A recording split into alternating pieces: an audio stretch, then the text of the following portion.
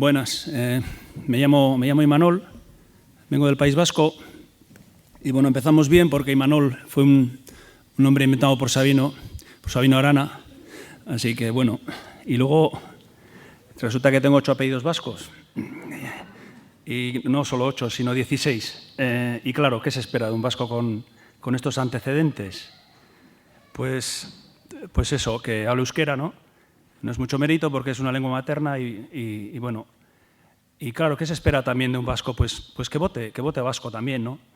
Claro, ya hace tiempo que no practico ese pecado y claro, hay otras cosas que sí que se han olvidado de lo que se pretende, que tiene que ser un vasco, ¿no? Pues yo creo que se ha olvidado también esto de la palabra vasco, el gusto por las cosas bien hechas, no mentir, no robar.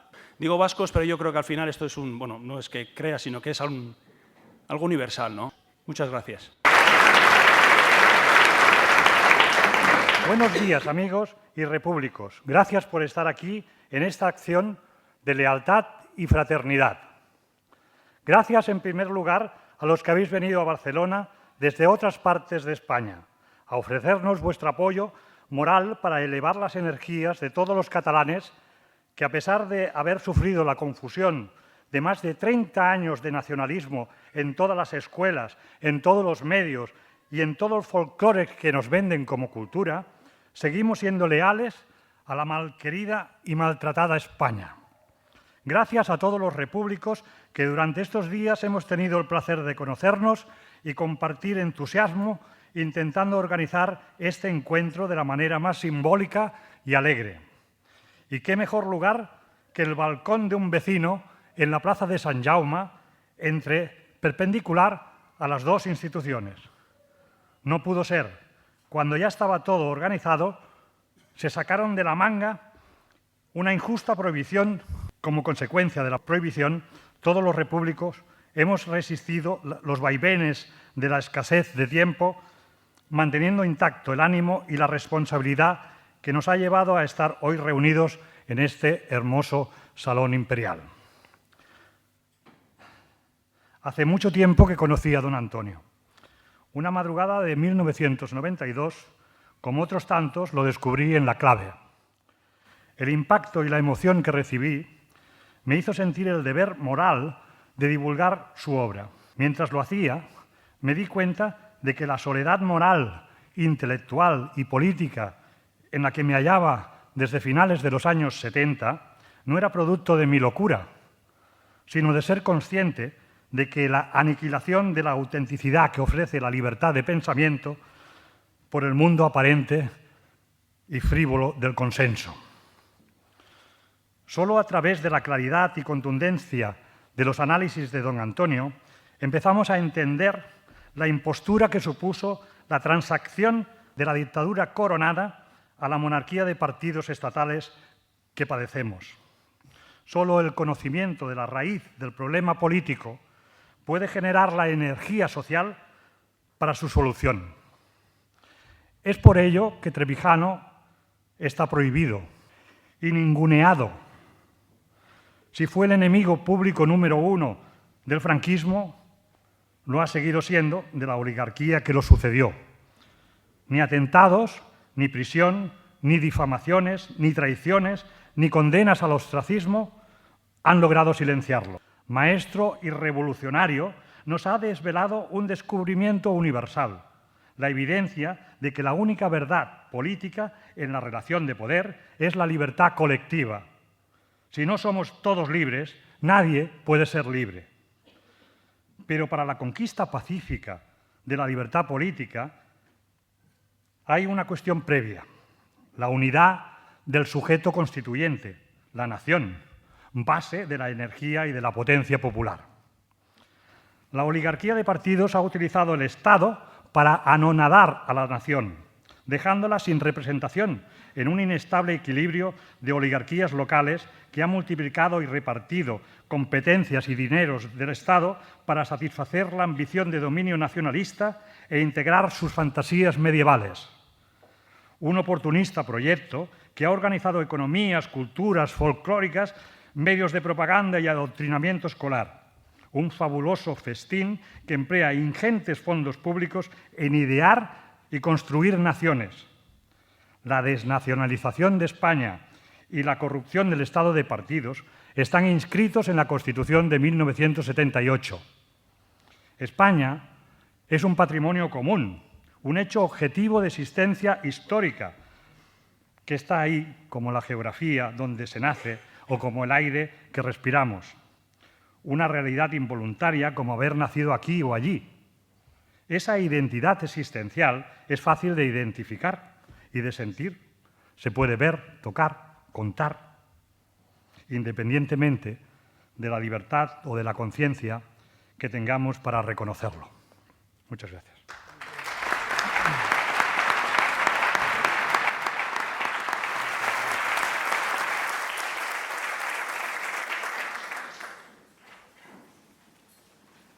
Mi nombre es Armando Merino. Es un verdadero honor poder tener la posibilidad de estar hoy aquí, sentado en esta tribuna y sentado al lado de mi maestro también, don Antonio. Yo no tengo ninguna formación política ni intelectual. Soy simplemente un músico, pero que descubrió hace ya 6 años la figura de don Antonio por casualidad, sin saberlo, en Internet.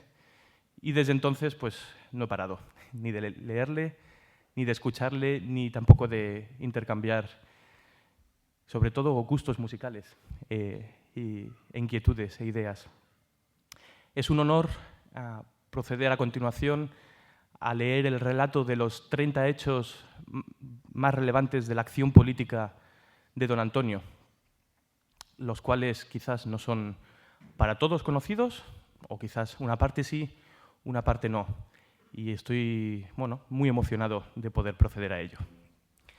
Nuestro relato comienza en mayo de 1943. Don Antonio contaba con tan solo 16 años y a esa temprana edad cometió su primer acto de sabotaje. Fue en el Instituto Francisco Suárez de Granada. A las 8 de la mañana, cuando los alumnos realizaban en posición militar, cantaban el himno a la Falange, don Antonio arrojó un cubo de basura desde la ventana del primer piso, saboteando por completo todo ese acto. Fue tan bien planificado que nadie supo jamás quién había sido el autor. En julio de 1967, el señor García Trevijano, abogado de la empresa Magro, que era propietaria de la fábrica de medias Vilma y que estaba situada en el lugar donde hoy están los juzgados de Plaza de Castilla, pidió a su secretario, José Escobedo Mayans, que ocupara la vivienda interior para vigilar el inmueble vacío. En ese lugar organizó una reunión de directivos de comisiones obreras para preparar el Congreso Nacional que tendría lugar a primeros de octubre siguiente. Esa reunión clandestina no fue jamás descubierta. En la posterior reunión del Congreso, a finales de septiembre de ese mismo año 67, fueron detenidos, unos días después de su celebración, 17 delegados de comisiones obreras y el mismo José Escobedo Mayans, primeros de octubre de 1967.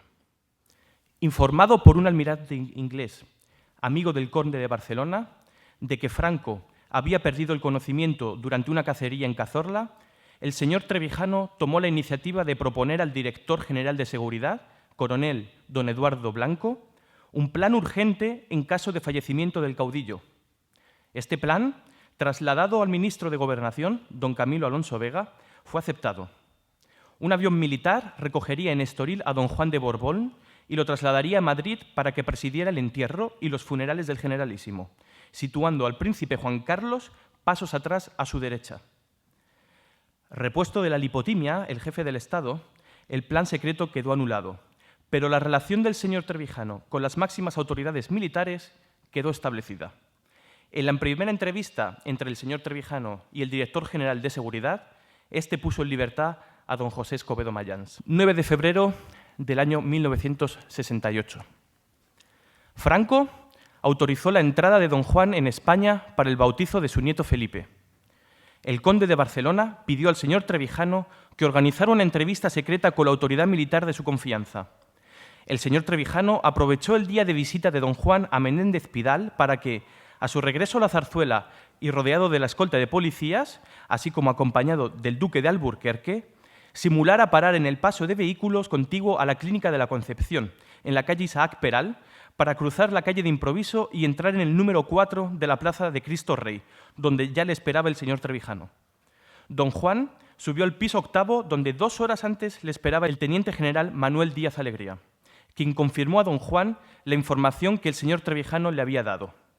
Allí se acordó seguir con el plan ideado para un fallecimiento repentino del generalísimo. Unos días más tarde, Juan Carlos invitó a almorzar a Trevijano en la Zarzuela. Estuvieron solos. Agradeció al señor Trevijano la discreción con la que había organizado las visitas a su padre y le dijo: «Como tienes tan buena acogida en Estoril, averigua de qué lado está Eugenio, secretario de Administración de don Juan, si con mi padre o conmigo». Don Antonio le replicó: «Ese favor te lo puede hacer cualquier cortesano que te adule. No sabía que tú eras una parte distinta de la de tu padre. No seguiré comiendo contigo. Salgo ahora mismo hacia Estoril para informar a tu padre de lo que me has pedido». Antes de las 22 horas, el señor Trevijano ya estaba reunido con el conde de Barcelona y don Pedro Sáenz Rodríguez en el bar del Hotel Palacio de Estoril. Allí relató literalmente lo sucedido. Don Juan permaneció reconcentrado, sin pronunciar una sola palabra. Don Pedro exclamó: «A partir de ahora no llamaré al príncipe Su Alteza, sino Su Bajeza». 8 de marzo del mismo año, 68. El señor Trevijano organizó y presidió en el Hotel Meliá Princesa de Madrid la presentación de Servan Schreiber como autor del libro Le Défi Américain, ante 2000 personas orquestadas con la sola consigna de «Libertad, libertad». No hubo incidentes ni detenidos. 15 de marzo, 1968.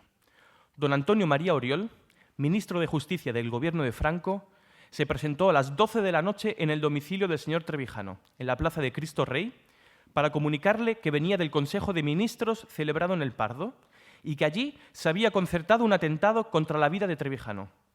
Este le preguntó si Franco lo había aprobado. El señor Oriol había jurado no revelar nada de lo que se oyera en Consejo de Ministros. Trevijano le dijo, no obstante, que estaría siendo organizado por el grupo falangista de José Solís. 6 de abril, 1968. El señor Trevijano redactó clandestinamente y durante 3 meses la Constitución para la Independencia de Guinea Ecuatorial, informando al Comité de los 24 de la ONU de los obstáculos que oponía el Ministerio de Asuntos Exteriores a los delegados guineanos presentes en la Conferencia Constitucional de Madrid. El juez de orden público, Mariscal de Gante, le abrió un proceso por un gravísimo delito, pero lo archivó tan pronto como Franco recibió un mensaje de Diallo Telli, secretario general de la Organización por la Unidad Africana, advirtiéndole de que si tal proceso continuaba, toda África rompería relaciones con España. Dicha Constitución no entró jamás en vigor tras la independencia. Fue sustituida por la que redactó Miguel Herrero de Miñón a las órdenes del ministro Castilla. Entonces se organizó la primera difamación contra el señor García Trevijano en el diario Pueblo, acusado de corruptor de los guineanos patrocinados por el ministro Castilla, a quienes Trevijano ni siquiera conoció. 16 de julio de 1969. El señor Trevijano redactó las cartas de contestación del conde de Barcelona a Franco y a su hijo Juan Carlos, no admitiendo la sucesión monárquica impuesta por el caudillo contra el orden dinástico. Estas 2 cartas fueron lacradas y entregadas por don Juan al embajador de España en Lisboa, Jiménez Arnau, el día 17 de julio de ese mismo año 1969. El 30 de julio, el periodista de ABC, Salvador López de la Torre, se presentó en el despacho del señor Trevijano en el Paseo de la Castellana 102, para pedirle que almorzara con él en el Club 31, donde había reservado una mesa. Nada más sentarse, López de la Torre le advierte que lo están saludando a su derecha, desde una mesa donde estaban Juan Carlos, doña Sofía, el marqués de Mondéjar y demás acompañantes del recién nombrado sucesor a título de rey.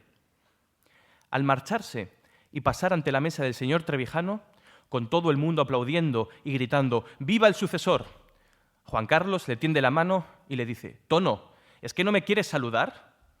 Trevijano extendió la mano y respondió: al amigo, siempre; al sucesor, jamás. 26 de septiembre, 1969.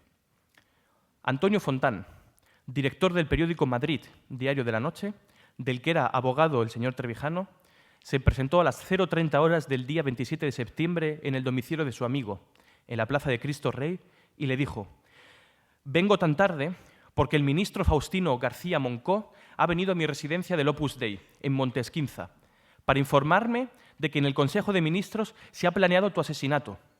El ministro me pide que te avise. He reunido 100.000 pesetas para que te marches ahora mismo, fuera de España. Se proponen atropellarte en tu coche, empujándolo a la cuneta y ametrallarte allí, en el día que has de asistir a una vista, como abogado, en el juzgado de una población próxima a Madrid. El señor Trevijano no se fue de España, pero suspendió su asistencia a una vista judicial que tenía fecha señalada en Majadahonda. 24 de abril de 1973. En la venta del edificio del periódico Madrid, el señor Trevijano puso como condición al comprador, Luis García Cereceda, que derribara el edificio con dinamita y no a la piqueta. El día de la implosión, convocó a todas las televisiones extranjeras para que la voladura pareciera decretada por el gobierno. El New York Times publicó en portada una gran fotografía de la voladura del edificio con el siguiente pie: así trata Franco a la prensa. 21 de diciembre de 1973.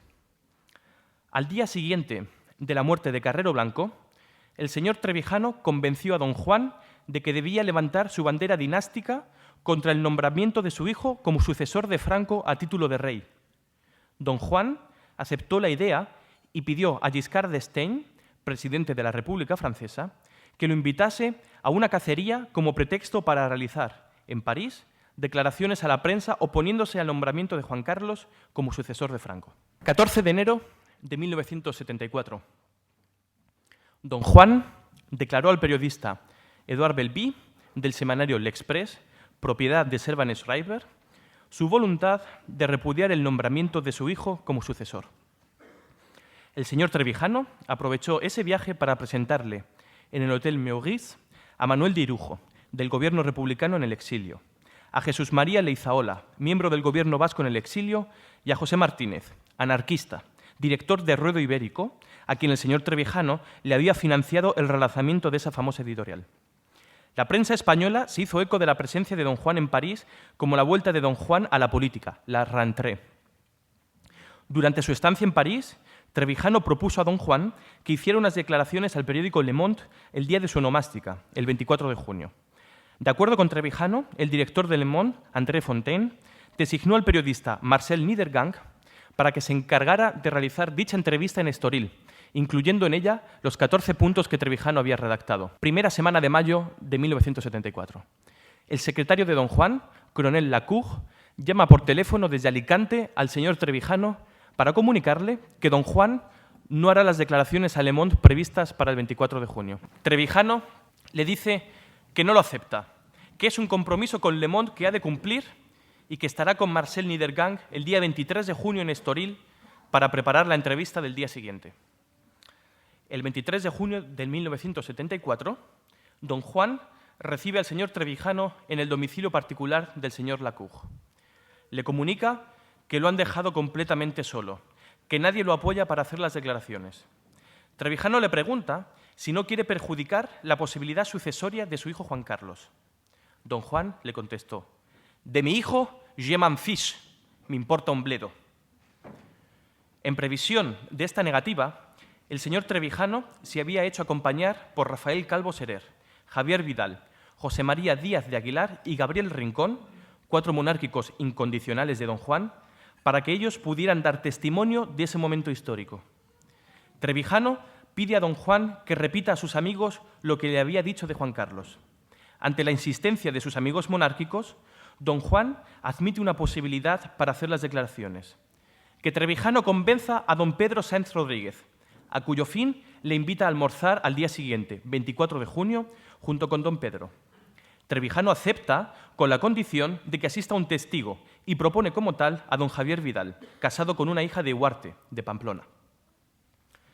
24 de junio de 1974, por la mañana. Almuerzo en un restaurante en las afueras de Estoril. Don Juan pide a Trevijano que explique a don Pedro las razones por las que debe hacer las declaraciones a Le Monde. Apenas transcurridos unos segundos, don Pedro lo interrumpe diciendo vaguedades. Trevijano le dice a don Juan que es inútil, que don Pedro no le escuchará. La escena se repite varias veces. Trevijano dice que no hace más el ridículo y que se va. Don Juan le pide que antes de marcharse escuche, por favor, el discurso que don Pedro le ha preparado para esa tarde, en la fiesta de su onomástica. Don Juan ordena a don Pedro que lea el pequeño discurso. Cuando termina, don Juan, ansioso, le pregunta a Trevijano su opinión. Este le responde literalmente: «Es el discurso típico de un traidor». Don Pedro estuvo a punto de sufrir una apoplejía. Don Juan pide a Trevijano que aclare dónde ha visto la traición y le pide a don Pedro que repita la lectura. Comienza a leer y apenas transcurrido un minuto, Trevijano interrumpe. Ahí está la traición. El discurso decía en ese pasaje: «Como titular de la dinastía, tengo el deber de vigilar la conducta de la corona para que ésta no se aparte de la legitimidad», etc. Y levantándose de su asiento, Trevijano añadió: «Yo no almuerzo con un traidor», y se fue. Apenas andados unos metros en la calle, lo alcanza don Juan, diciéndole: «Tienes razón, esa frase indica que he abandonado la idea de reinar para convertirme en vigilante del titular de la corona, mi hijo, y le he pedido a don Pedro que la suprima. Quiero hablar contigo a solas en casa de la Cour».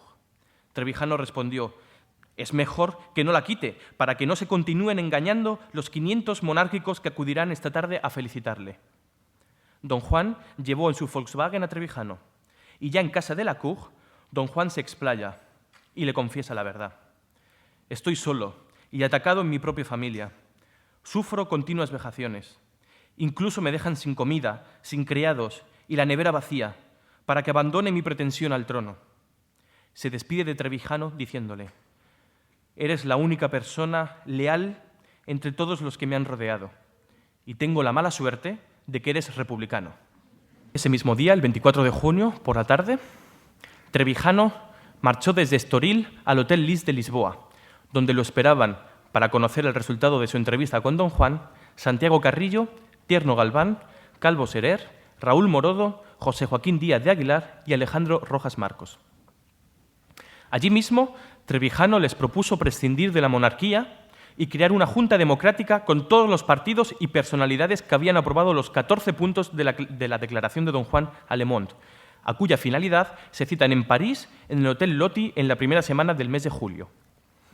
En esos primeros días del mes de julio de 1974, se reúnen los fundadores de la Junta Democrática y aceptan titularla Junta Democrática de España, como propuso Tierno Galván. La Junta fue presentada el 25 de julio en el Hotel Intercontinental de París por Santiago Carrillo y Calvo Serer. A la misma hora se presentó en Madrid por García Trevijano y los miembros del Partido Andalucista Alejandro Rojas Marcos y Miguel Ángel Arredonda en la Cueva Sésamo de la calle Chegaray, donde habían dado cita en secreto a varios periodistas. A finales de octubre del mismo año se celebra una asamblea extraordinaria de la Junta Democrática en el Hotel Loti de París, a la que asisten unos 20 miembros con derecho de voto.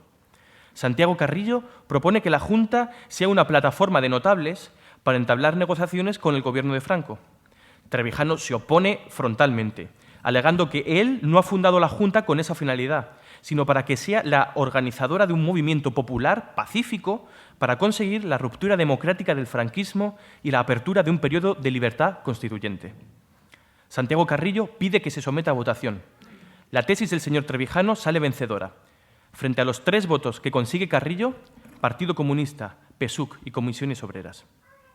Carrillo promete que será leal al acuerdo de la Junta y que ordenará a todas las organizaciones del PC que ayuden al señor Trevijano en la creación de juntas democráticas por toda España. Y el PC cumplió con ese compromiso. 12 de marzo de 1975.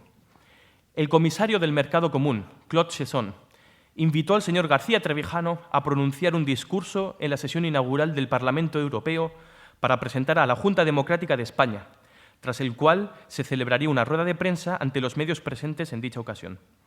En la sede del Parlamento, bajo la presidencia de Georges Espenal, acompañado del comisario Claude Chesson, el señor Trevijano se dirigió a los diputados en nombre de la oposición al régimen de Franco. Les dijo que no venía a pedir ayuda, sino para resaltar que la libertad, a punto de ser conquistada por el pueblo español, dirigido por la Junta Democrática, sería la primera libertad política propiamente europea, puesto que hasta entonces había estado disfrutando de la libertad conquistada por el ejército de Estados Unidos. El señor Chesson contestó que esa reflexión sería una piqûre que estimularía el ánimo de este Parlamento. Después de la sesión, en la antesala, se celebró la rueda de prensa que Tierno Galván debía hacer. Atenazado por el miedo, Tierno comenzó diciendo que la Junta era un grupo de amigos tratando de lograr acuerdos. Fue inmediatamente interrumpido por el señor Trevijano con las siguientes palabras. «Gracias, señor Tierno. La conferencia de prensa la continuará el señor Alfonso Cosío, catedrático de Derecho Civil en la Universidad de Sevilla». 21 de junio de 1975. Ante el éxito internacional que obtuvo la Junta con su reconocimiento por el Parlamento de Estrasburgo, motivó que el PSOE, Felipe González, y la Izquierda Democrática, Joaquín Ruiz Jiménez, junto con el MC, UEGT, ORT, Partido Galego Socialdemócrata, Unión Socialdemócrata Española, Unión Democrática del País Valencià, Consejo Consultivo Vasco, Reagrupament Socialista y Democràtic de Cataluña y Partido Carlista, crearan la Plataforma de Convergencia Democrática, propugnando un régimen de libertades parlamentarias y sindicales, dentro de una estructura federal del Estado. Ojo, fecha, estructura federal. Ojo. En junio de 1975. El 6 de noviembre de 1975, el señor Trevijano sufrió un atentado en el cuarto piso de la calle Claudio Coello, número 50, mientras se encontraba reunido con don Jaime Cortezo, don Eurico de la Peña, don Manuel Muñoz Salvadores y periodistas venezolanos. A los 5 minutos de comenzar la reunión, irrumpieron en el despacho 3 individuos encapuchados, armados con metralletas y mazas medievales. Obligaron a los presentes a tumbarse en el suelo boca abajo y los golpearon con las mazas. El señor Trevijano sufrió graves daños en las vértebras cervicales y rotura de 2 costillas. Al regresar a su domicilio, Trevijano encontró una amenaza inminente y muy seria contra su vida, por lo que el día 8 de noviembre se escondió en un bungalow en el club de golf del Puerto Banús, elegido por Miguel Ángel Arredonda del Partido Socialista Andaluz. Allí escuchó por la radio la muerte de Franco y se fue inmediatamente a Madrid. 26 de marzo de 1976. Joaquín Ruiz Jiménez visita al señor Trevijano en su despacho de la Castellana, comunicándole que considera posible la fusión de la Junta Democrática y la Plataforma de Convergencia Democrática en un solo organismo de la oposición. El señor Trevijano le dice que esta fusión será imposible mientras la plataforma mantenga en su programa la estructura federal del Estado y un sistema de gobierno parlamentario. 2 días después, por teléfono, el señor Ruiz Jiménez comunica al señor Trevijano que su idea de no mencionar ni la forma de Estado ni la de gobierno había sido aceptada y que podían comenzar las negociaciones inmediatamente. Reunidas las representaciones de ambos organismos en el despacho del señor Trevijano, en pocos días se logró un acuerdo de fusión con el único extremo desagradable del veto que puso el PSOE al Partido Socialista de Andalucía. El día 26 de marzo se firma el documento de la fusión, dando lugar a la Coordinación Democrática, llamada Platajunta, de la que fue nombrado coordinador por unanimidad el señor García Trevijano. 3 días más tarde, el 29 de marzo, a las 5 de la tarde, se había convocado ya una conferencia de prensa en el despacho del señor Trevijano para presentar la Platajunta. Cuando ya habían llegado al despacho los señores Raúl Morodo, Javier Solana, Javier Dorronsoro y Nazario Aguado, se presentó a la policía. Y mientras se llevaba detenidos a Morodo y Solana, Trevijano pudo saltar desde la terraza posterior a la calle Carbonero y Sol sin notarlo a la policía, para impedir que subieran a su despacho los restantes miembros de la Coordinación Democrática. Volvió a su despacho por la puerta principal y allí fue detenido junto con Javier Dorronsoro y Nazario Aguado. Tanto Morodo como Solana fueron puestos en libertad tan pronto como llegaron a Dirección General de Seguridad. Conducidos a los calabozos de la Puerta del Sol, los otros detenidos permanecieron casi 3 días incomunicados para ser trasladados después a la cárcel de Carabanchel. A la semana de estar preso, recibió la visita del diputado por Valencia, don Joaquín Muñoz Peirats, quien vino a verlo a petición del rey Juan Carlos para transmitirle su pesar por no poder intervenir en un asunto que Fraga se atribuía como algo propio. Abril de 1976. El juez de orden público, Gómez Chaparro, pretendió abrirle diligencias en la propia cárcel de Carabanchel cuando ya llevaba casi un mes encerrado y le preguntó si se declaraba autor de un delito contra la forma de gobierno, puesto que se había reconocido artífice de la redacción del documento constitutivo de coordinación democrática y había invitado a los demás comparecientes a firmarlo. Trevijano le respondió: si en lugar de actuar usted como un policía de Fraga ejerciera su función de juez, sabría que yo no he cometido un delito contra la forma de gobierno, sino otro mucho más grave contra la forma de Estado. Indignado por las palabras del señor Trevijano, el juez gritó, dirigiéndose a la secretaria: ¡desacato! ¡Desacato! A lo que el señor Trevijano respondió: ¿me va usted a meter en la cárcel? El juez se marchó sin práctica alguna y Trevijano siguió siendo el prisionero de Fraga. Transcurrido un mes del encarcelamiento, Trevijano recibió la visita del decano del Colegio de Abogados, don Antonio Pedrol. Este le transmitió en nombre del ministro Fraga que traía órdenes de ponerlo en libertad si prometía hacer como los demás miembros de la oposición, darle patadas en las espinillas y no en los cojones. Trevijano replicó: no le respondo a un tío tan grosero como Fraga. Estaré aquí todo el tiempo que él sea ministro. El 12 de junio de 1976, el mismo día en que Fraga deja de ser ministro por la caída del gobierno Carlos Arias, es puesto en libertad Trevijano. 14 de junio de 1976. Trevijano reprocha a los miembros de la Platajunta, reunidos en su despacho, su pasividad durante el tiempo que había permanecido en la cárcel y pide la lectura del acta anterior para mofarse del PSOE. Al llegar al punto donde Mújica había comunicado la intención del PSOE de pasar por la ventanilla de Carlos Arias, el aludido exclamó: «Santa Lucía, no hay peor ciego que el que no quiere ver», cuando él mismo fue quien no vio la inminente crisis del gobierno Carlos Arias.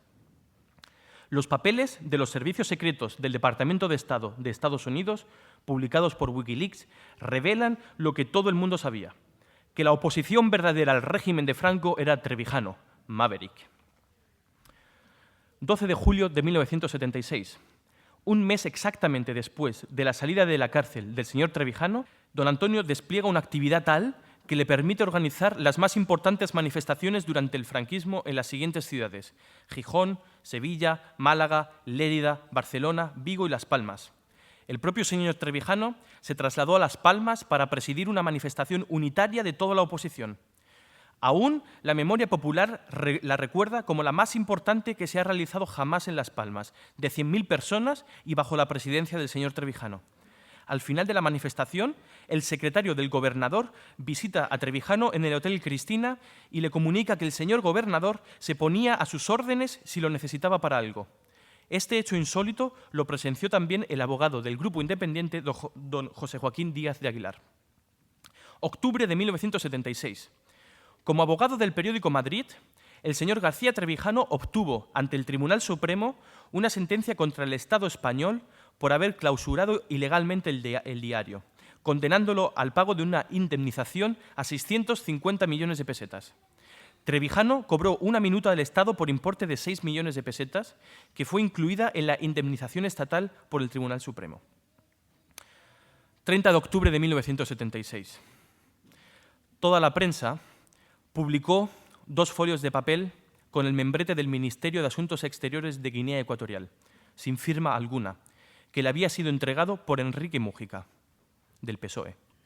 En dichas hojas se decía, entre otros infantilismos y monstruosidades, que el señor Trevijano había obtenido del presidente Macías la exclusiva del comercio exterior de dicho país y que le había aconsejado cometer un genocidio de 90.000 guineanos, aparte de redactar las sentencias de muerte de los enemigos de Macías, que, dicho sea de paso, desaparecieron sin ser juzgados. El señor Trevijano convocó una rueda de prensa en la que entregó un dossier con las estadísticas del Ministerio de Comercio de España, donde se demostró la imposibilidad de que tuviera algún fundamento la difamación. Todo el movimiento anual de ese comercio, desde 1 kilo de café o cacao a 1 metro cúbico de madera, aparecía anotado en las estadísticas del Ministerio de Comercio español, dado que la moneda de Guinea Ecuatorial, el eukelé, no era convertible, y el clearing bilateral entre Guinea Ecuatorial y España obligaba a una absoluta transparencia en las operaciones de comercio exterior. Ningún medio, publicó la respuesta de Trevijano a su difamación. El señor Trevijano interpuso 13 querellas contra los medios que publicaron esta grosera infamia. Ninguna fue admitida en los juzgados. Ante tanta corrupción de la judicatura, Trevijano llamó al magistrado Cesario Rodríguez Aguilera, de la clandestina Jueces para la Democracia. Esta excelente persona trasladó la petición del señor Trevijano de que su difamación fuera juzgada por ellos.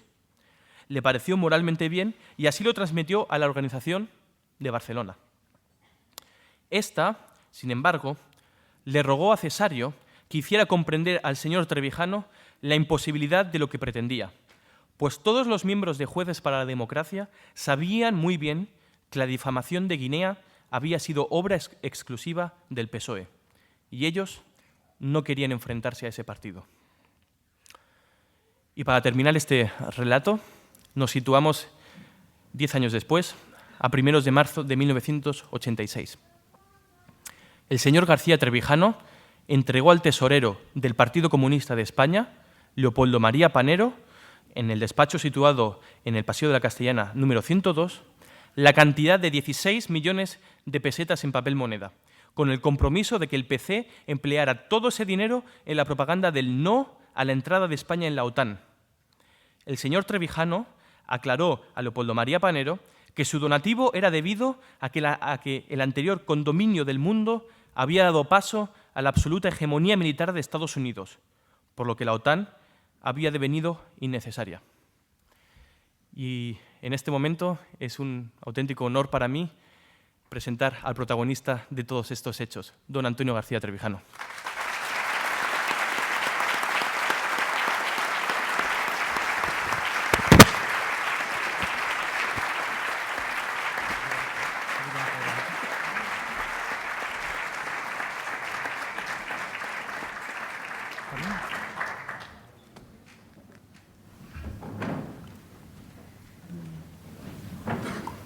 Tenéis que preguntaros cómo es posible que un solo hombre haya podido realizar esos hechos.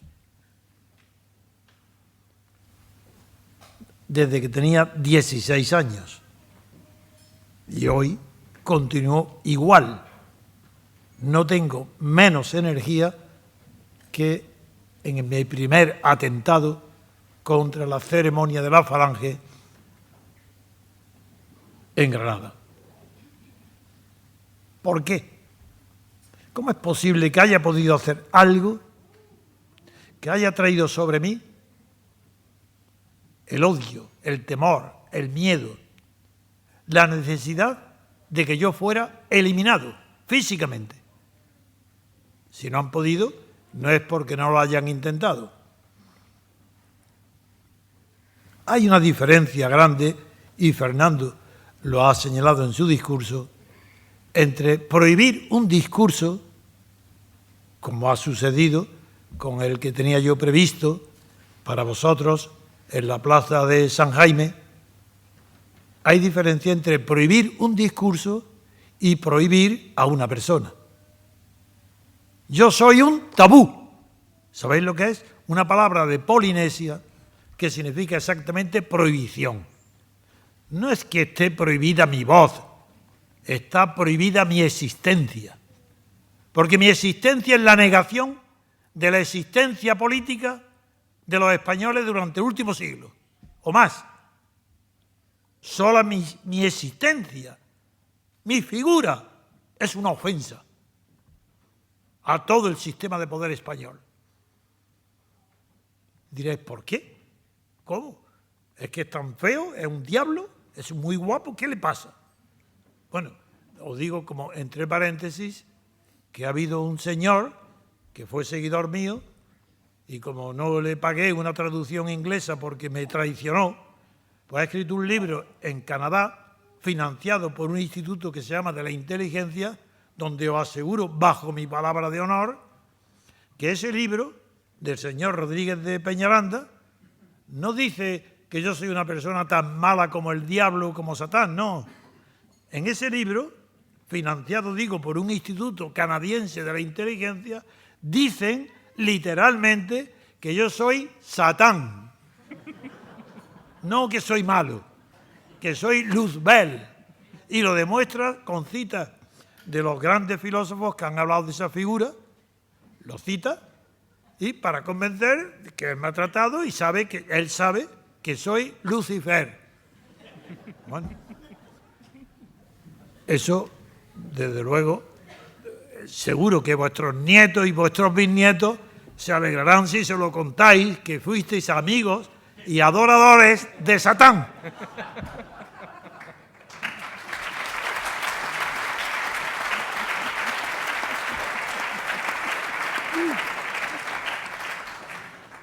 Sigamos. Al ser tabú, no es que esté prohibido este discurso o el otro, estoy prohibido yo. ¿Y cómo puede estar prohibido una persona? Si existo, pues estoy prohibido. Porque soy tabú. ¿Por qué? Cuando lo diga, no lo vais a creer. Porque soy la demostración científica, la demostración de la naturaleza, la demostración de la historia, de que es posible que la palabra de un hombre sea la acción de la humanidad. Eso es lo que no comprenden ni toleran. Yo no soy un hombre de palabra, eso no significa nada. Soy un hombre de acción, hasta el punto que los libros de pensamiento mío, tan alabados, son el producto de mi reflexión mental sobre mi propia acción. No necesito estar apoyado por nadie. Sé lo que he hecho, sé a lo que he dedicado mi vida. A la conquista de la libertad por vosotros, por los demás. Y dirá, ¿qué altruismo? No, ¿qué egoísmo? ¿Qué egoísmo tan feroz que no hay nadie en el mundo ni en la historia que haya tenido un egoísmo semejante? Porque yo no soy libre si no lo sois vosotros.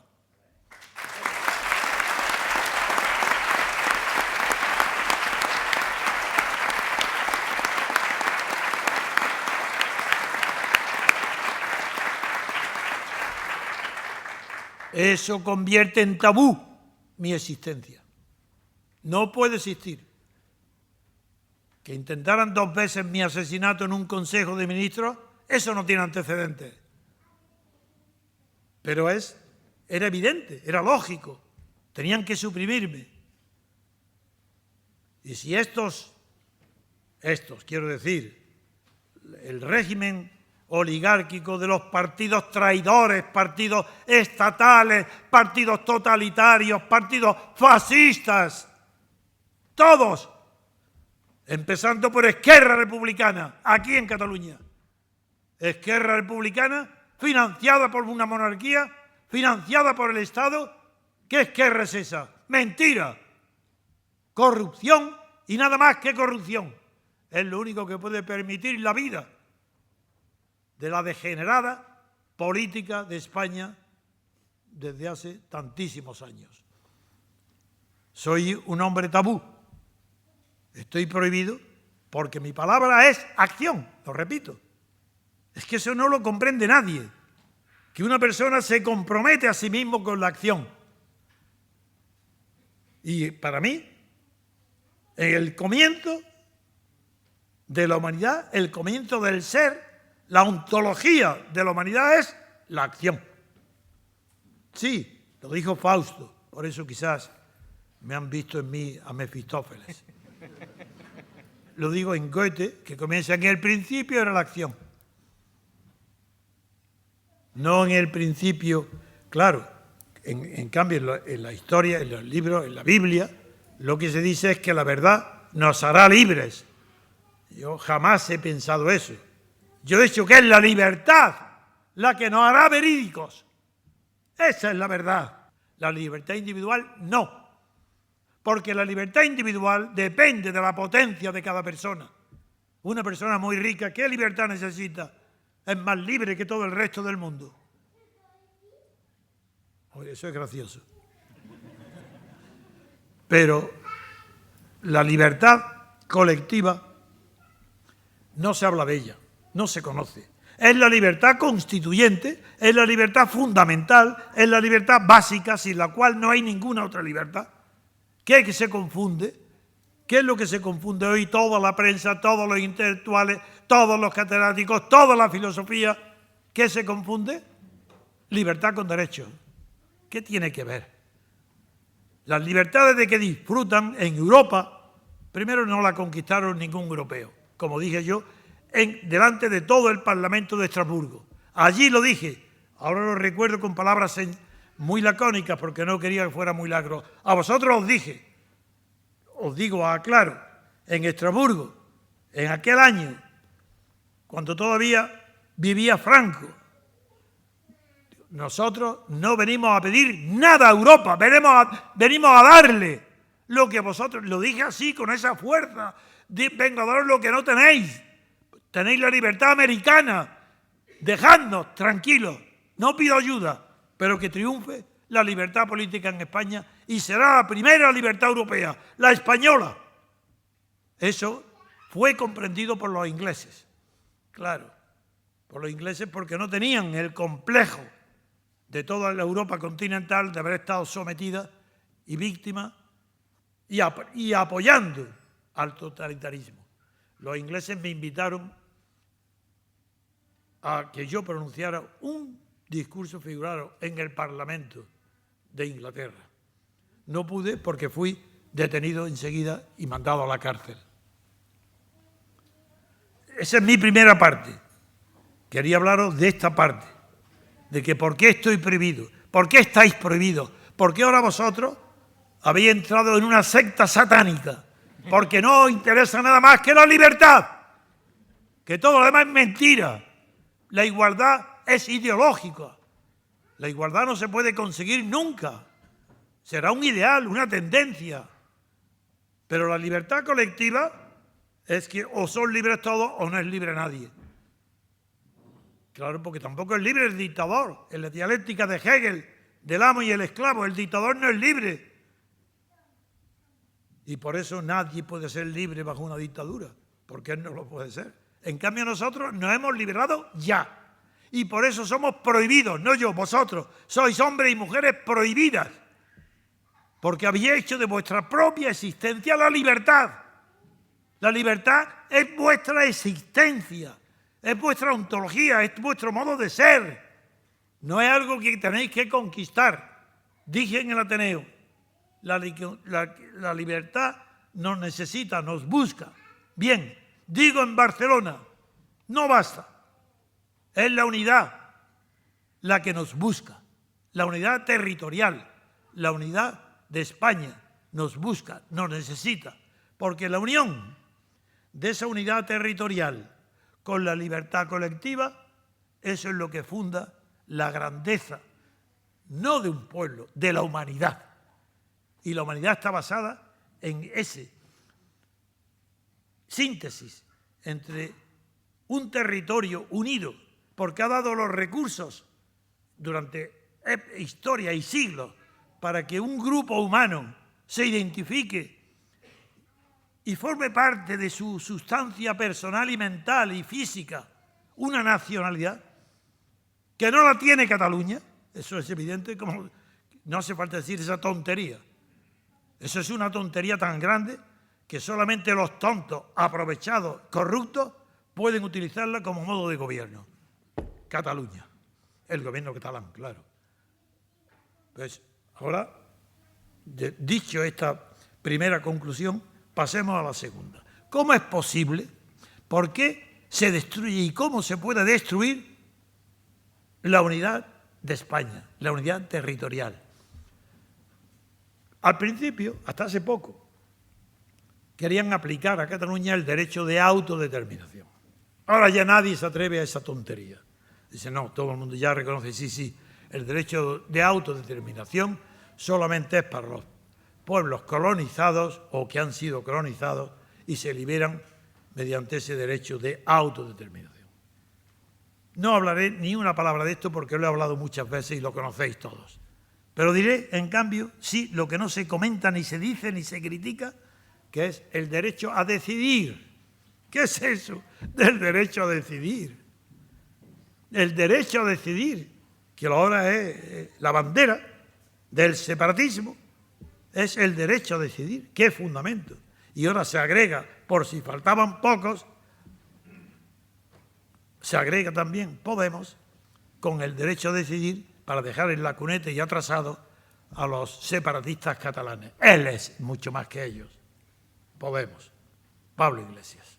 Menudo. Pues el derecho a decidir, voy a resumirlo, pero conviene que lo oigáis de mí directamente. Comienza en el antiquísimo derecho romano. Sí, mucho antes de Cristo, del nacimiento de lo que es la cristiandad, mucho antes. Y es una discusión en Roma entre dos personas que tenían el derecho y el deber de suplir la incapacidad de un menor. Esos eran tutores de un incapaz. Y discutían entre ellos quién tenía derecho a decidir de los dos. Y el derecho romano decidió en aquella ocasión que el derecho a decidir pertenecía a los dos. Y creó una fórmula en latín que ha sido famosísima, hasta el punto que cuando se habla de una fórmula jurídica, ¿cuál es la fórmula? Dice la fórmula, todos los jurisconsultos, los conocedores, los que de verdad conocen el derecho y la historia del derecho, saben de qué habla. La fórmula es el derecho a decidir, que dice en latín, quod omnes tangi, lo que a todo el mundo, omnes, afecta, alcanza, la conclusión, todos deben aprobar. Muy bien, de acuerdo, eso es derecho privado, no derecho público, eso es derecho privado. De ahí pasa el código justinianeo. Del código de Justiniano, del corpus jurídico, pasa a la Edad Media, a los glosadores, y pasa a la Iglesia. Y la Iglesia lo incorpora al código de derecho canónico y ahí está todavía, donde dice exactamente, ahí se llama la fórmula. Lo que afecta, lo que atañe a todos, todos deben aprobar. Bien, ya sabemos lo que es. Vamos a tomarlo al pie de la letra, ¿queréis? Venga, vamos. Lo que afecta a todos, que es la independencia de Cataluña. Lo que a todos afecta, todos deben de aprobar. Aprobar. En un referéndum, si no aprueban, eso no es.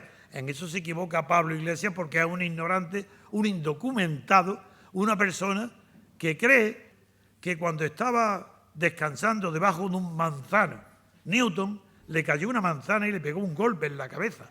Lo despertó, se puso a pensar y descubrió la ley de la relatividad. Os doy mi palabra de honor, vistos por mí en la televisión. Y dicho otra vez, y repetido. Luego, aparte de eso, este hombre le preguntan si ha leído a Kant y dice que no, pero que, claro, que puede citar una de sus grandes obras, La ética de la razón pura.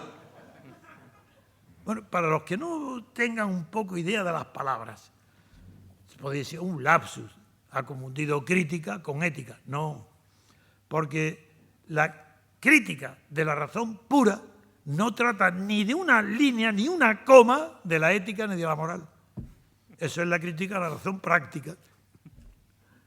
Bien, este hombre ahora trae como última noticia aquí el derecho a decidir. Bien, como el derecho a decidir es omnes, la palabra clave, vamos a tomarlo al pie de la letra. Venga, de acuerdo, es verdad. El derecho a decidir es una maravilla. Venga, vamos a aplicarlo. Cataluña, independiente. Omnes, ¿a quién tangi?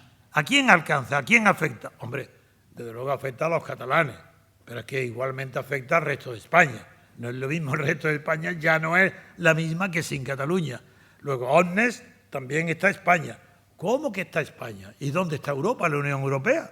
Es que, hombre, claro que sí, atañe, tangi también a Europa. ¿Cómo a Europa? Pero si Europa está en la OTAN, Bueno, Tangier también afecta a la OTAN. ¿Cómo? ¿Estados Unidos? Sí, claro, Estados Unidos. Señores, vamos a convocar un referéndum para pedirle a la OTAN y a Estados Unidos que Cataluña sea independiente.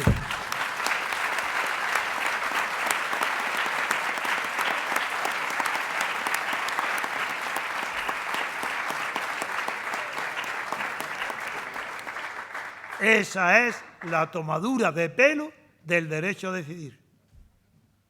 Bien, me queda ya pasar a la última parte. Esto es muy bonito. La verdad es emocionante oírla. Para vosotros hoy es un día especial. Habéis venido de muchos puntos de España y aquí no hay miles por las prohibiciones que hemos sufrido. Que fue, claro, se anuló todo lo que estaba preparado. ¿Acaso eso es significativo de qué? La última parte es ¿qué hacer? En el Ateneo de Madrid, yo inconscientemente no me di cuenta porque estaba tan emocionado del recibimiento que empecé a hablar y no sabía cómo terminar la frase y la terminé diciendo que la libertad, nosotros no buscamos la libertad, es la libertad la que nos busca. Fruto de, sincera, pero producto de mi emoción. Aquí he pensado esta noche, saben todos los que me conocen, saben que yo para preparar esto dedico 1 minuto, 2 minutos, 3, lo otro me parece falso. No sea falso. Lo que quiero decir es que en mí es tan inseparable mi cerebro de mi acción que perder el tiempo en preparar un discurso, es que digo, pero ¿qué tiempo? Te quedé un micrófono, hay gente delante, según la cantidad de gente, según sus caras, háblales. Y es lo que hago. Depende del ambiente, así hablo. Y eso digo. No me voy a perder tiempo como un intelectual. Pues, ¿qué hacer?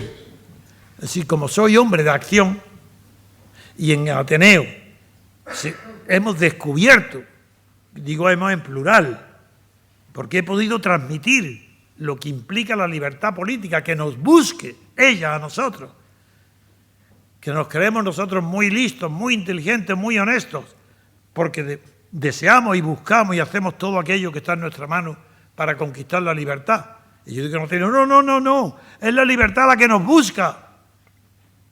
No creáis que es una frase retórica de un escritor. No, es la expresión de un sentimiento procedente de alguien que conoce muy bien la cultura, que conoce muy bien la filosofía, y del mismo modo, por ejemplo, que Martin Heidegger dice que algo debe tener de objetiva la verdad cuando permite que nosotros le arranquemos los secretos a la naturaleza, porque la verdad está ahí fuera de nosotros, pero algo tendrá en nosotros, algo habrá de verídico, de verdadero, de atracción, pero verdad, cuando le arrancamos la verdad a la naturaleza. Yo digo igual, pero mucho más profundo, a la política y a la moral. ¿Qué tiene la verdad moral de fuerte que nosotros tenemos que ser instrumentos inconscientes de la búsqueda de la verdad, de la lealtad, que está ya fuera de nosotros y está ahí, está a nuestro alcance y no lo sabemos?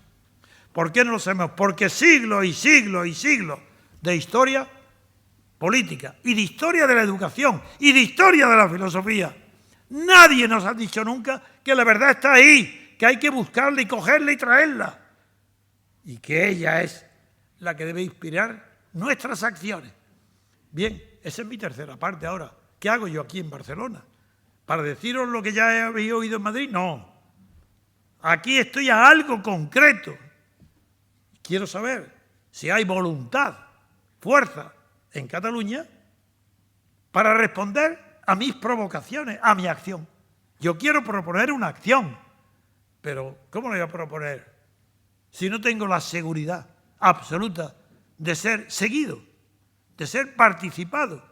No digo obedecido, digo participado en lo mismo que yo pienso. Yo quiero proponer algo concreto. ¿Para qué? De momento, para que Cataluña deje de ser el ejemplo del mundo de la mentira. Deje de ser el ridículo y el payaso del mundo entero. Cataluña, su gobierno, claro, la Generalitat. Son un gobierno de payasos para hacer reír. Ese Arturo Mas, ese pavo real que ni siquiera sabe pisar por temor a pisar huevos. ¿Pero quiénes son estos? Estos ignorantes, pero estos atrevidos que quieren la independencia de Cataluña. ¿Por qué la quieren? Ah, amigo, primer descubrimiento. Todo poder es una relación. No hay nadie que tenga poder si no hay alguien que obedezca o responda a ese poder. El poder es una relación, no es una situación, ni un acto. ¿Y qué pasa con la relación de poder en Cataluña? Pues que el soberanismo, el independentismo, la sedición de Cataluña, el delito de sedición, la secesión y el delito de sedición, que lleva años cometiéndose, no encuentra respuesta, no encuentra freno, como el poder es una relación, como dijo Montesquieu, repito, que un poder llega hasta donde puede llegar porque otro poder lo frene, eso es la verdad. Montesquieu parecía que había vivido en Cataluña. Aquí el poder catalán, ¿qué es el poder de la Generalitat? Llega hasta donde le dejen llegar, porque si no hay otro poder enfrente que se lo ponga, no tiene límite. ¿Y qué es lo que quisiera ser Cataluña? Pues como Roger de Llúria. Eso quiere ser, fundar Atenas. Si lo que quiere Arturo Mas es pasar de que Cataluña funde y domine el Mediterráneo, Atenas, como si estuviéramos en la primera o la segunda cruzada, porque hubo unos almogárabes de Cataluña, y son los catalanes los que fundaron, pues todos, hicieron las cruzadas. No es que sea Colón y Marconi y Américo Vespucio, no es que todos hayan nacido en Cataluña. Es que no hay posibilidad alguna de que fuera de Cataluña haya algo que merezca la pena. Y este pavor que produce este gobierno de la Generalitat es lo que vengo a combatir. Pero decirnos ya, don Antonio, díganos ya qué podemos hacer. Yo sí sé lo que hay que hacer. Si yo fuera solo, si no necesitara tropa ni mandos intermedios, si dependiera de mí, bueno, este gobierno no me aguanta, no un asalto de voceo, ni el primer segundo. Mi visión, mi traje, mi cara, lo echa para atrás corriendo. Si los conozco a todos, si yo estoy en Barcelona, si estos me invitaron a mí a la última diada y vine a presidirla, ellos, cuando todavía era algo decente, la diada. Hoy, instrumento de separación. ¿Y a dónde voy a parar?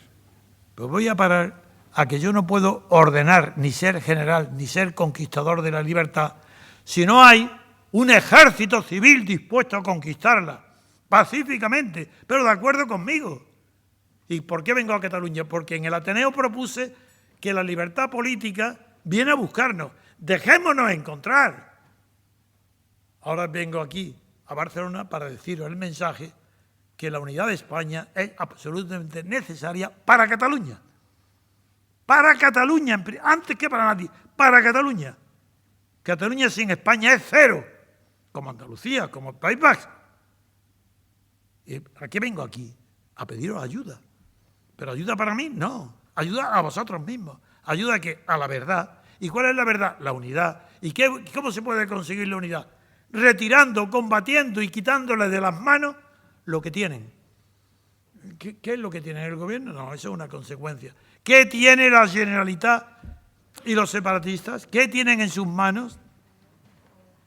Lo que tienen en sus manos se llama, técnicamente, teóricamente, filosóficamente, se llama hegemonía. ¿Cómo es posible que vosotros, catalanes, me dirijo a la mitad de los catalanes, a la mitad, por las encuestas, cómo es posible que esa mitad se haya dejado vencer por una hegemonía que la dirigen prácticamente unos centenares de personas. Porque no hay que confundir el concepto de hegemonía política con el de hegemonía electoral. Yo no hablo de eso, estoy hablando del concepto cultural de hegemonía. Y ahí voy, ese es mi discurso, a eso vengo aquí. A retirarle, a conquistarle, a dejarlo sin hegemonía. Cultural. ¿Y cómo se hace eso? Porque la hegemonía que tienen electoral, que tampoco la tienen, están casi, la pueden tener, están a punto de tener la mayoría, pero lo que ellos tienen en sus manos es la hegemonía cultural. Es decir, tienen la verdad de Cataluña.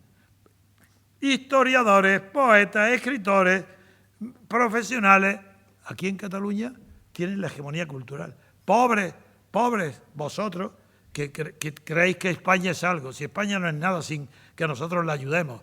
Si los catalanes quieren ser amigos nuestros, los separatistas, hombre, si no nos odian. Lo que quieren es separación y ayudarnos. Pobre España, necesita la ayuda de Cataluña. Pues esos, vamos a quitarle la hegemonía. Me diréis, ¿y cómo se hace eso? ¿Que cómo se hace? Yo sé hacerlo. Y me diréis, ¿pero cómo? Pues un hombre que ha hecho eso que has leído ha demostrado que es capaz de hacer algo mucho más fácil, que es retirar la hegemonía cultural a la Generalitat, a los separatistas. Vamos a quitársela. ¿Pero cómo? Pues seguirme. Es que sois capaces de MCRC convencer para que seguir una estrategia y una táctica pacífica pero inteligente que retira en un año, he dicho que en un año, si se sigue esto, se retira la hegemonía cultural a los separatistas y la consecuencia será obvia. Luego cae madura como una pera o no como una manzana, no en la cabeza de Newton, pero cae como madura la hegemonía electoral. Vendrá a consecuencia de la hegemonía cultural que no tenéis, que no tenemos, que la tienen ellos. Quitémosla. ¿Y a quién se la quitamos? ¿A la Pilar Herraola? Esa parte que enseña los muslos, otra cosa no puede enseñar. Hablo de la televisión, ¿no? Entonces, ¿a quién? ¿A Oriol Junquera? ¿A quién le vamos a quitar la hegemonía? Ellos no tienen la hegemonía. ¿De dónde viene la hegemonía cultural? ¿Por qué hay algo difuso, mucho más importante que las elecciones y mucho más decisivo que las mayorías electorales que tienen para gobernar la autonomía? ¿Qué es lo que hay de decisivo? ¿De dónde viene la cultura? ¿Y qué es la hegemonía cultural? ¿De dónde viene? Bueno, empezó con los pequeños grupos de historiadores, como en todo el mundo, que deforman, falsean la historia y convencen al vecino de al lado. Hombre, oye, ¿tú no sabes que nosotros descubrimos América? ¿Qué me dices? Pues sí, Colón nació aquí. ¡Hombre! Eso está demostrado. Así empieza. Así empezó hace un poco más de 100 años, no creáis que más. Y eso de los historiadores pasa a otros compañeros, pasa en la universidad, el Estado no tiene idea de por dónde van, no sabe combatirlo, fusila a Maciá con pánico, cosas ridículas, absurdas, se combate a tiro una preeminencia, una mentira cultural. No. ¿Cómo se combate? Con la verdad de la cultura. ¿Y a quién le tememos? Si nosotros sabemos lo que es la verdad y la historia y la filosofía, a nadie. ¿Qué tenemos que ir? ¿Vamos a por ellos? Sí, claro. ¿A quién? No a los políticos, esos son unos desgraciados. Esos se creen que son algo. ¿Vamos a dónde? Vamos a acabar con la hegemonía cultural allí donde está. Periódicos, televisiones, radios, universidades, catedráticos de historia, club de fútbol, club de lo que sea, de vinos, a donde esté la manifestación de las costumbres culturales, allí tenemos que ir. ¿Y cómo? ¿Qué hacemos? Pues no, yo no voy a inventar nada. Eso está inventado. Lo que pasa es que no está aplicado por nadie inteligente. Es más, se ha aplicado, lo que yo voy a proponer, se ha aplicado en el terreno exclusivamente económico, para hacer daño a una empresa. Pero no para cambiar el orden de valores y de jerarquía en las cuestiones hegemónicas.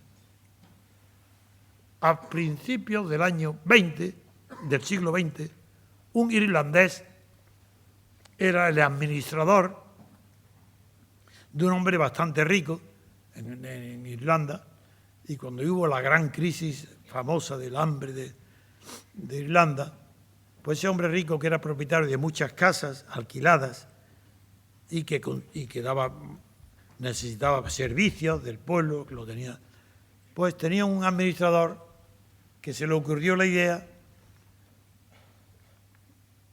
de acuerdo con el propietario, de no bajar los alquileres, las rentas, que es lo que pedían los inquilinos, que no podían pagarlas. Y se decidió entonces los inquilinos, empezó por ahí, pero luego también todo el pueblo, a hacer el vacío a ese propietario egoísta, que no egoísta, ese propietario que en función de sus derechos de propiedad, pues se negaba a bajar las rentas. Y le hicieron la vida imposible, pues no comprándole productos, no pagando las rentas, todos juntos a la vez. Claro, le hicieron la vida imposible. Y su administrador se llamaba de apellido Boicot. Ya está. ¿Queréis algo más? Boicot. Boicot. Boicot. ¿A quién? A todos los centros y focos de la cultura. Editoras de libros, de revistas, universidades de libros. Boicot de verdad. De verdad. Televisión. Claro, eso hay que estar muy bien organizado. Hay que ser muy listos. Pero no basta con que una persona sea lista, sino hay un cuerpo disciplinado que dice, sí señor, esto es verdad. Eso, si esto no tuviera esa influencia, esto se acaba. Porque no hacemos una organización sistemática de todos los focos de la cultura catalana para hacerle el boicot, dejar a los partidos, que no entrar en ello, con no votar basta. Pero ahí una organización de verdad, seria, para anular, asustar, anular a la vanguardia, empezando por él, porque ahora está cambiando, porque cambian los que parece que ya están menos fuertes los separatistas, nada, a la vanguardia, al periódico, a todo, a la televisión, a la TV3, a la televisión, a la radio, pero una campaña de verdad, sistemática, bien organizada. Para eso, ¿qué necesitamos? Miles y miles y miles y miles y miles. ¿De quién? De los que no son separatistas. Si es que si la mitad de... ¿No habéis visto, por ejemplo, acciones como que un día no se consume luz, otro día no se consume cualquier producto? Ahí tiene efecto. ¿Por qué no hacer lo mismo? Atacando de verdad las bases económicas, pero por un día, sistemáticamente, porque conociendo que el débil, el que no tiene poder, busca 1000 razones para justificar su cobardía, 1000 razones. Si ser cobarde es muy fácil explicarlo, pero no a mí. Yo sé dónde está la cobardía. Pues veamos, lo que yo propongo es, si el MCRC se organiza en Cataluña de tal manera que lleguemos a tener en Cataluña unos miles de organizados, esos miles pueden arrastrar a millones de catalanes a que le quiten la hegemonía cultural a los partidos separatistas, haciendo que los periódicos tengan miedo y respeto porque van a perder dinero. Estos no creen en otra cosa más que en el dinero. Pues ataquémoslos ahí, ataquemos en el dinero. Si el boicot da buenos frutos en las luchas empresariales, ¿por qué no lo intentamos en la política? ¿Que creéis que no es efectivo? No. Lo que no tenéis es confianza en que las masas obedezcan o sigan. Pero si tuvierais esa confianza, diríais, por Dios, si tuviéramos esa confianza, en unos meses, en unos días, en una semana hemos acabado con las chulerías del separatismo, si eso es mentira. Eso es lo que vengo a proponer. Sí, un boicot cultural. A todo donde hay mentira cultural, a por ello.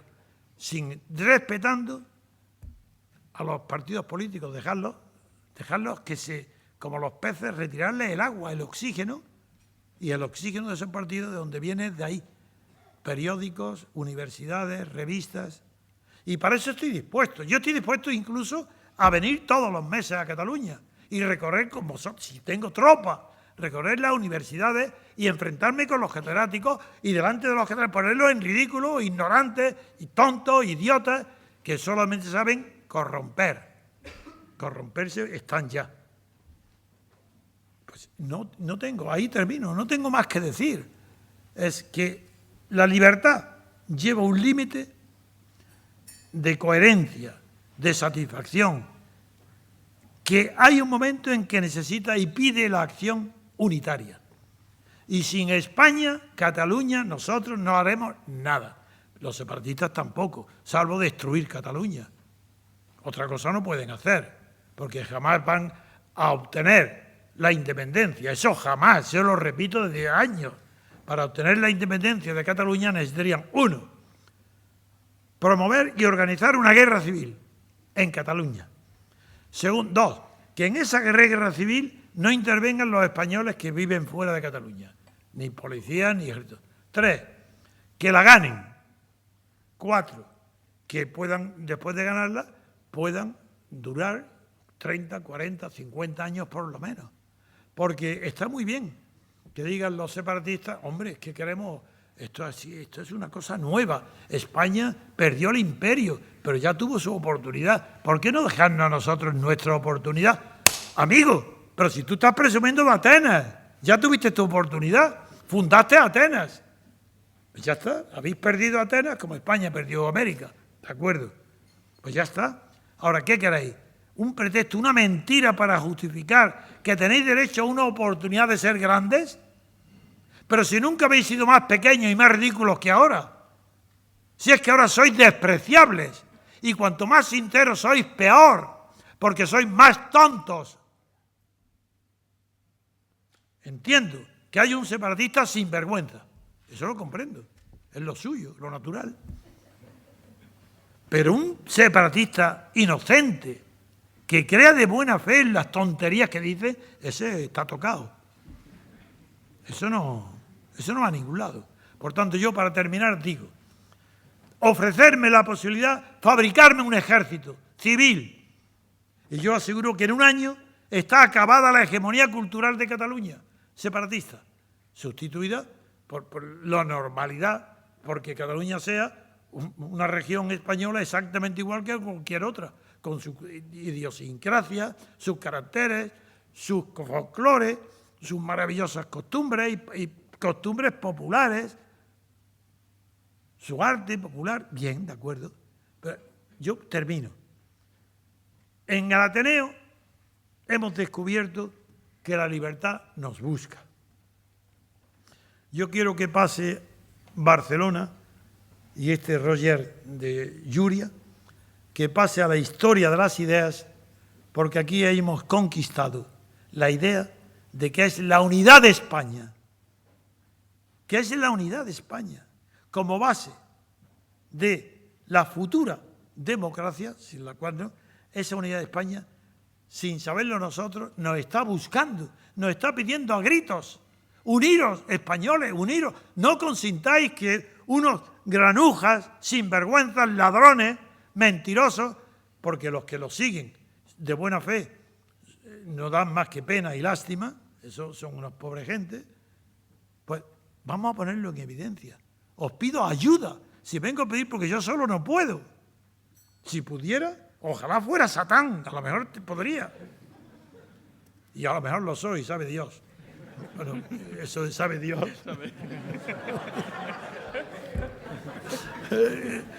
En fin, nada más quiero deciros que estoy feliz de volver a Cataluña y hace 30 o 40 años que no venía. La última vez que vine fue porque Tarradella, a quien yo no conocí en el exilio, recién tomado posesión de la Generalitat, pidió a Sebastián Auger, que era el propietario de un semanario que se llamaba El Mundo en aquel tiempo, que quería conocerme y que me invitaba a comer. Fui, asistí, os voy a contar, con eso terminamos la anécdota. Fui a comer, a cenar en la Generalitat, en la plaza de San Jaume, donde yo quería desde un balcón hablarle a miles y miles de personas, pues me invitó a cenar. Y él quería presumir ante mí, él sabía que quién era yo. Todo el exilio, yo era incluso el gobierno republicano, yo tengo cartas de Varela, Maldonado, de todos, diciendo que la única esperanza de España era yo. Eso lo hacían todos. Y habéis visto, como ha contado Armando, que yo presento a don Juan nada menos que a Lizaola, que fue el Endacari del gobierno vasco, y a Manuel, el ministro de Justicia del gobierno republicano, Irujo. Bueno, pues sabiendo que lo que nos espera es solamente esa búsqueda de la unidad, y que he citado esto, lo de Irujo, porque incluso el País Vasco viene a ser lo mismo y será nuestro próximo camino. Yo digo que si encontráis ese cuerpo, si lo lucháis, si os veis con la misma claridad que estáis en MCRC descubriendo la verdad, y sabéis que no es ideológica, sabéis que es cierto, que no mentimos, que no es propaganda, si de la misma manera encontráis la unidad del mismo modo, que no es propaganda, que el hombre es un animal territorial y que ese territorio lo definen las naciones, porque le ha dado resultado histórico, han tenido éxito, pues Cataluña ha tenido éxito porque era de España, si no, ¿de qué se hablaría de Cataluña? Pues bien, os pido, entonces, esa ayuda de que despleguéis, multipliquéis por 1000 vuestra actividad para decir cómo organizamos un boicot contra la cultura que está fomentando la mentira. Si estáis seguros, y yo lo estoy, de vosotros también, que estáis en la verdad, vamos a descubrir la mentira. Y la mentira cultural comienza por ese boicot a todas las empresas culturales, para lo cual voy a dejar antes de irme, constituido en el MCRC, con la ayuda de los catalanes, una comisión que haga un listado de todos los centros de Cataluña que tienen influencia cultural.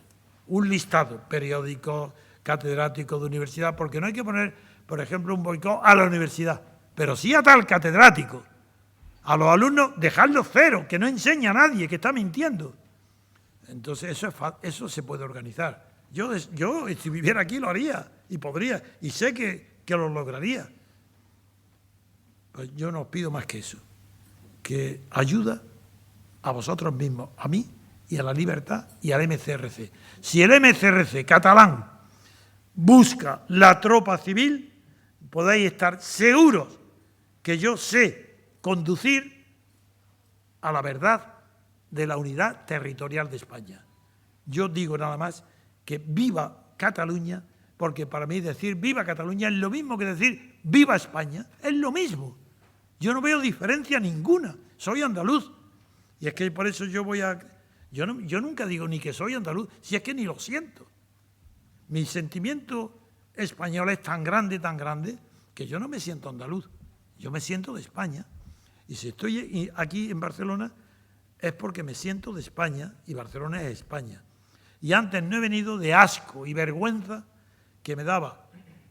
Y voy a terminar con ello la conversación con Tarradella. Claro, como improviso es normal que haga esto ida y vueltas.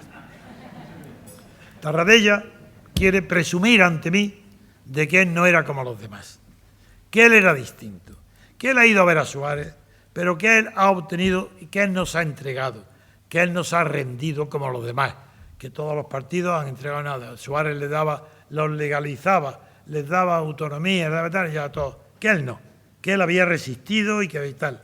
Y cuando terminó estaba su mujer y el ministro de Hacienda de aquella época. Y su mujer también.